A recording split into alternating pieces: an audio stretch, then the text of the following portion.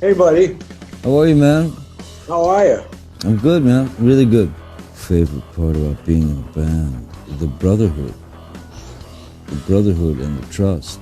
It feels like a garage band, a real garage band, like when you get your buddies together and you're going to play. You know, it doesn't matter if you're any good or not, but the main thing is you're friends, you know, and you got your own little clan there, your gang of 3 or 4 friends, and one guy is the roadie or whatever.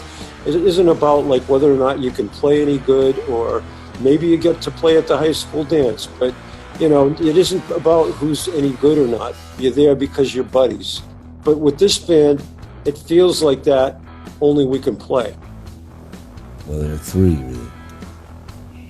I'd really love to be able to conquer the piano, a gypsy instrument called a cimbalom, and pedal steel. I would really like to be able to feel like I've mastered the guitar to some degree before I kick the bucket, you know? Joe and I together, the amount of guitars that we have is, well, we have something to aspire to. We can own a guitar shop. I don't know how many guitars I have.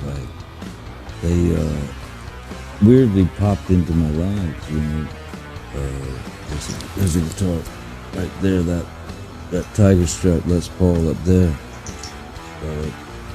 When Joe and Steven invited me to play at the Hollywood Bowl with them, I didn't have a guitar with me. Joe, he handed me that guitar. And so I played that guitar, and then when we got off stage, you know, we're all hugging, like I'm thanking everybody, you know, Jesus, thank you. And I went to hand the guitar off, and Joe said, oh, no, man, you gotta keep that. You earned it, man. I don't know how many guitars I have. I've kind of been trying to get rid of some, but then they kind of come through and, you know, try to get it done. I feel embarrassed to have that many because at this point they should be in somebody's hands who can play them.